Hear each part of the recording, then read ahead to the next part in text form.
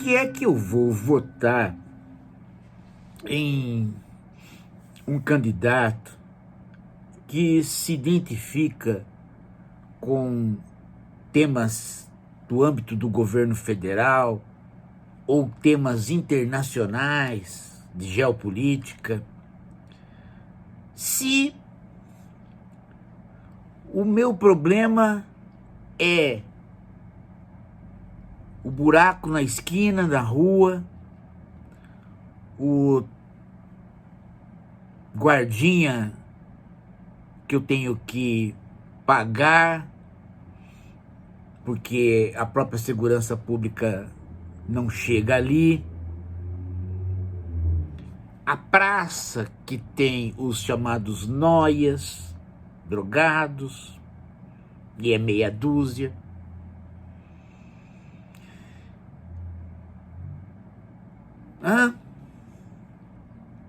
a pracinha da cidade que precisa ser consertada. Vejam que esses temas, eles estão ligados a temas que poderiam ser da esquerda e são também. Mas eles, normalmente, numa cidade pequena, são resolvidos por qualquer um, ou equacionados por qualquer um. Basta que a pessoa tenha apresentado um histórico de cuidado com a cidade. Faltou água num bairro, não há asfalto, há uma escola municipal que não funciona, há um postinho de saúde que funciona ou não funciona. Qualquer pessoa de boa vontade, independentemente de posturas, grandes apelos doutrinários, pode fazer esse trabalho. Então, quando uma eleição é municipal, nas pequenas cidades, ou mesmo nas cidades de porte médio, discute-se o nome da pessoa e o histórico em relação ao que ele fez para a cidade, nesses termos de benefício. Nossa, ele abriu aquelas ruas e não asfaltou. Nossa, o hospital municipal, ele não cuida nem o postinho. Nossa, aquela praça está abandonada. O funcionalismo público da prefeitura, ele paga ou não paga? Essas questões, gente. Nas cidades de porte pequeno e médio no Brasil todo, são essas questões. Volto a dizer, elas são questões que podem estar articuladas a uma doutrina de esquerda. E devem. Mas não precisam.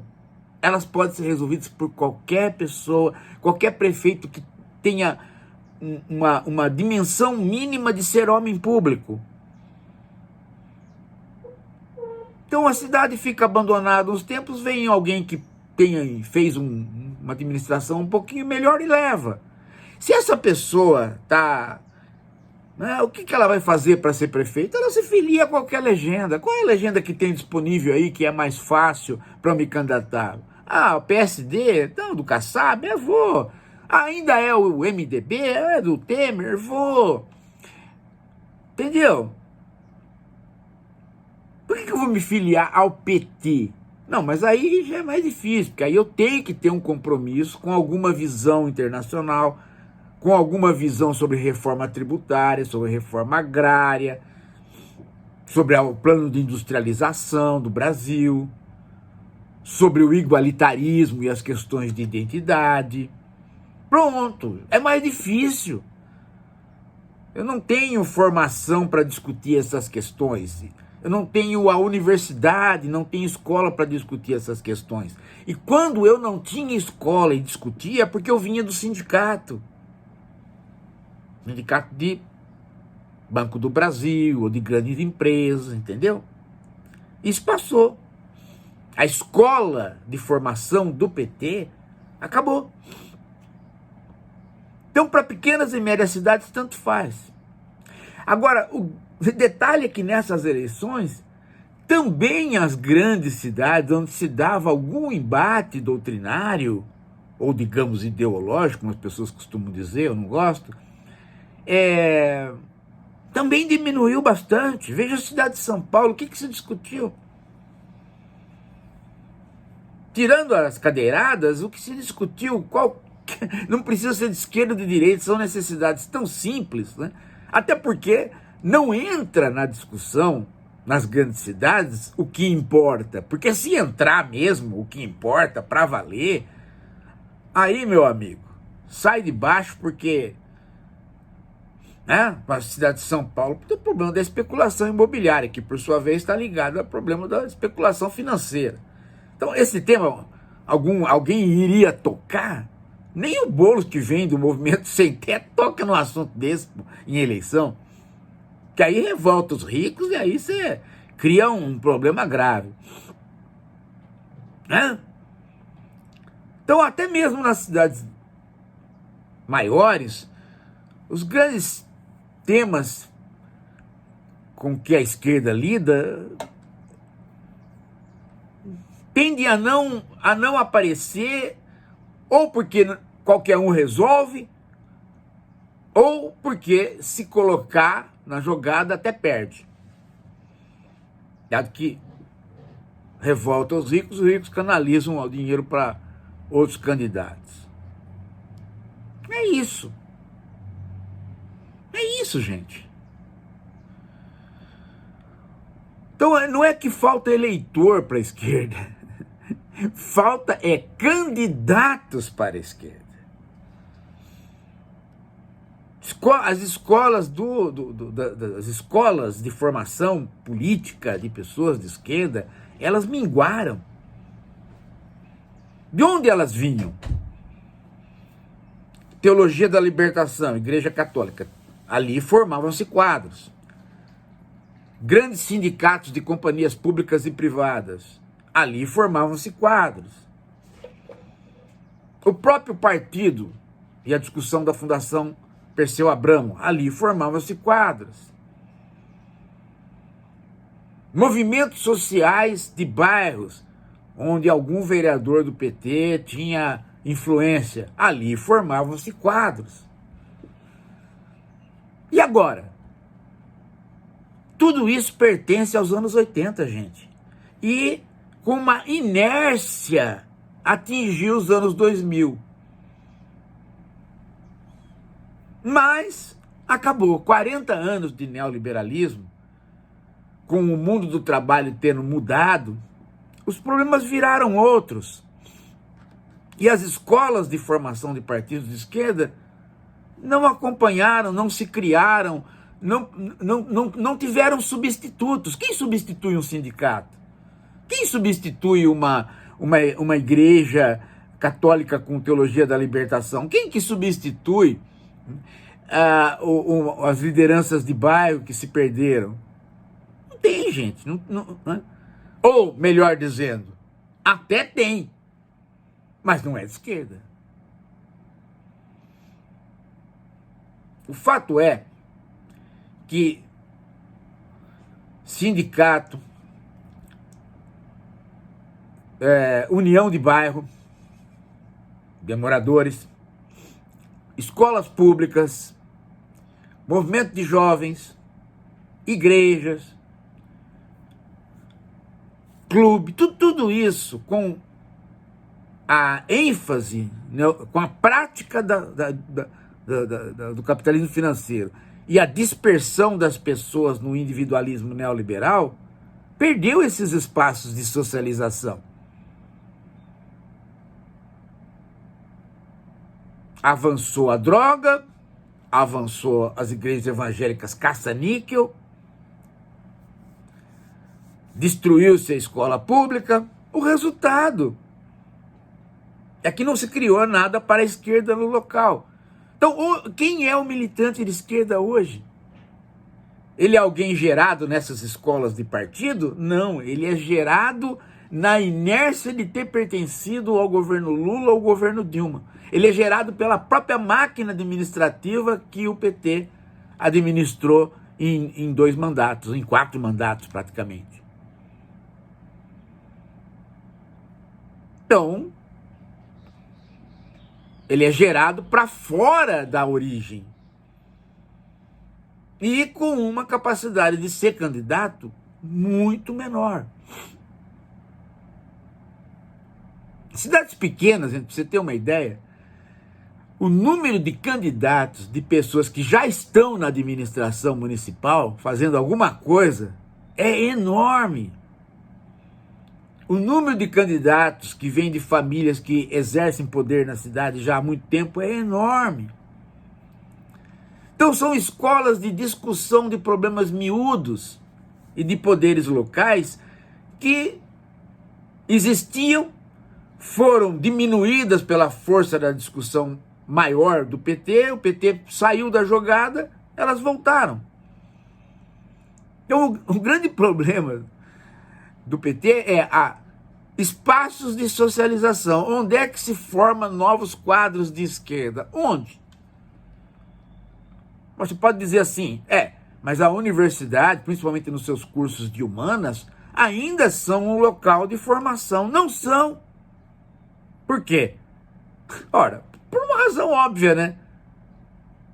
Por uma razão óbvia. Qual? O que se discute na universidade não são problemas locais. Não são. A coisa mais difícil que tem é fazer essa articulação entre os grandes temas e o miúdo do dia a dia na cidade. Se você tem uma grande visão sobre o problema das drogas no Brasil, você pode ter um plano de esporte escolar na cidade. Mas quando você não tem esta visão das drogas no Brasil e quer fazer um plano de esportes na cidade, ele termina sendo um plano de esporte para competição, como se dali quisesse tirar campeões. É uma mentalidade de direita. Então falta articular esses grandes temas com os pequenos temas para que você tenha escola de formação de quadros de esquerda que possam ser prefeitos e vereadores. Não tem. Não tem, gente. Então, isso é tão interessante que quando você quer romper com isso, a própria administração tolhe você. Veja o caso da Ana Moser, né? Ela era a única dentro do governo que poderia articular tarefas do município para a juventude e, ao mesmo tempo, uma visão de esquerda que se ligava a um ministério. Ela foi cortada. Aquilo ali é terreno da direita. Foi cortada. Cedeu-se porque, Ministério do Esporte, tá? O PT tem uma dificuldade enorme ao perder quadros da origem para os quadros que são agora, que vêm da própria administração, é a dificuldade de fazer essa articulação, de conhecer os grandes temas e fazê-los transitar para os pequenos temas. Se você tem uma visão sobre medicina preventiva no âmbito do Estado, você consegue fazer com que isso desça a uma política do postinho de saúde, de campanha de vacinação, de campanha dos vários períodos que se tem que trazer a população para a medicina preventiva. Mas quando você não tem esta articulação, a campanha acaba se desenvolvendo aleatória por qualquer um. Agora é campanha de câncer de mama. Então faz lá a campanha. Perde-se a articulação. E aí a direita, qualquer um faz. porque é simplesmente uma questão de pôr cartaz no postinho, articular o médico que vai fazer a prevenção, pronto. Não se está visando aí uma transformação social, está se visando apenas a manutenção do postinho na cidade. Isso qualquer um faz. Ou simplesmente também não faz. E pode ser eleito do mesmo jeito.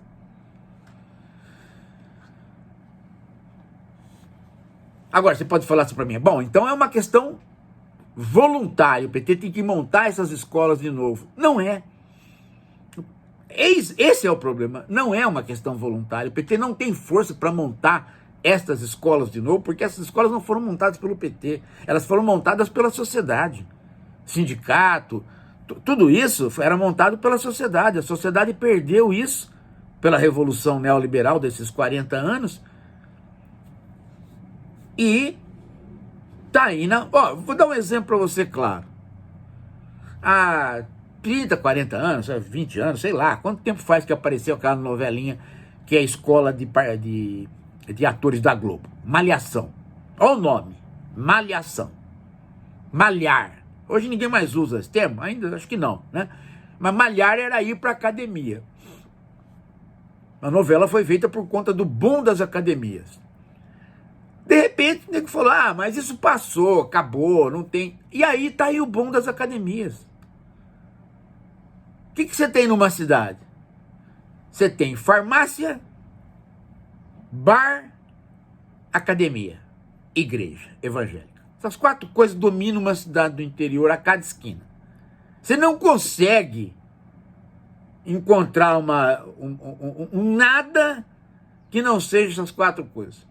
Você anda um quarteirão, você entra numa farmácia. Você anda num quarteirão, você entra numa igreja evangélica, num templo qualquer, que é um barraco qualquer. Você anda mais outro quarteirão, você está correndo numa esteira de academia. Veja só, né? Veja como mudou o quadro das atividades. A própria condução do comércio nas cidades de porte maior é feito onde? Onde é que tem o espaço de socialização? No cinema? Não, no cinema dentro da galeria. Entendeu? Então, esses espaços de socialização, de comércio, de desenvolvimento do novo capitalismo vieram na esteira da financiarização e do neoliberalismo. A financiarização como elemento econômico, o neoliberalismo como sua capa política. Isso é uma transformação dos anos 80 para cá que iria acontecer, o seu final seria em ano 2035, 2040. A Covid acelerou esses processos todos ao acelerar a máquina de individualização. Você imagina você ter 15 anos, o seu período de socialização, dos 15 aos 17, justamente nesse período você ser proibido de ter contato, de namoro, contato com as pessoas. Você não sabe nem conversar. Eu encontro com os jovens hoje, eles têm uma dificuldade enorme de rir.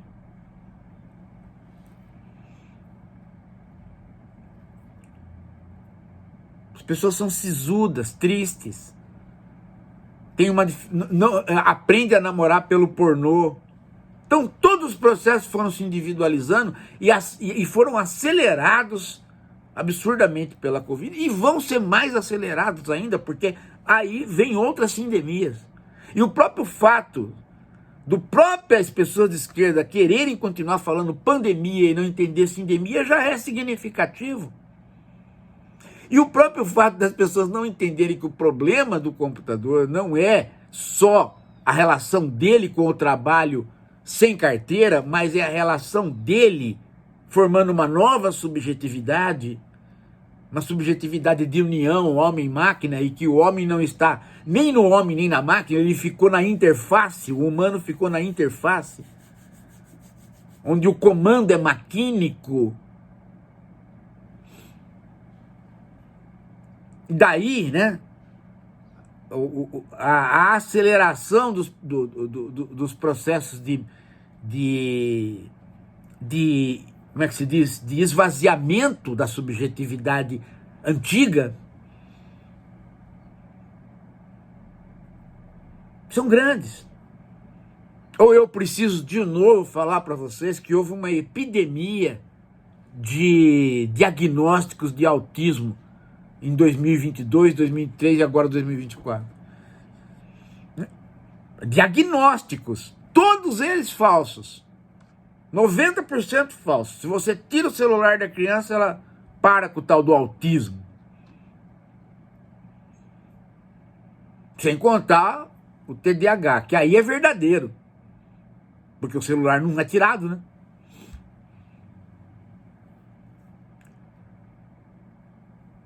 Quando se pensava que as drogas químicas iriam ser o grande problema, aparece o celular. Que é, talvez pior. Deixa mais... Veja, só para você dar uma... Né? A minha neta teve esse problema, teve que tirar o celular para ela aprender a falar e se desenvolver na escola. Agora que ela se desenvolveu na escola, tem um outro problema com o celular. Qual? Não deixar ela encontrar o celular de novo, porque senão ela vai para os jogos. E dos jogos, ela vai para os comentadores dos jogos, que deveriam ser todos presos.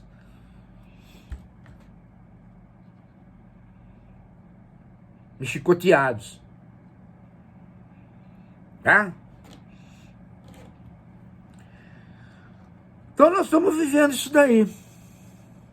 Daí a necessidade de ter criado a esquerda reflexiva. Por quê? Porque a esquerda reflexiva é o ponto no qual nós temos que discutir todas essas coisas e alimentar os grupos de esquerda, porque eles por eles mesmos não vão fazer a discussão. Eles por eles mesmos alimentam os imbecis, que é o tipo Gessé, o tipo Edu Tonteira, né? Os alimentos são imbecis, ou então chupins, tipo Felipe Neto, que está ali para morder deputado, pegar dinheiro. Então você tem que criar uma esquerda que seja desinteressada, que faça a discussão desinteressada de dinheiro, de cargo, e isso alimente os partidos. Principalmente uma discussão que a gente não tem solução para os casos. A gente venha com o problema, põe narrativas, põe algumas questões e vê se nós saímos desse melê. E saímos também do melê deste imbecil que está aí, né? Nós tínhamos um imbecil de direita falando durante 40 anos, agora vamos ter um imbecil de esquerda falando não sei quanto tempo, que é o tal de Gessé, encontrando culpados. Antes era a elite do atraso, agora é o pobre. O pobre evangélico, de direita. Esse é outro. Que igual as pessoas que comentam jogos, os sites que comentam jogos e viciam a garotada, esse é outro Gessé, que merecia, não é estar preso, mas umas boas lambadas na bunda. Mas não vamos fazer isso, nós não somos violentos, somos contra a violência, principalmente lambadas na bunda, porque um desgraçado desse pode gostar. Bem, é isso. Daqui a pouco a gente volta.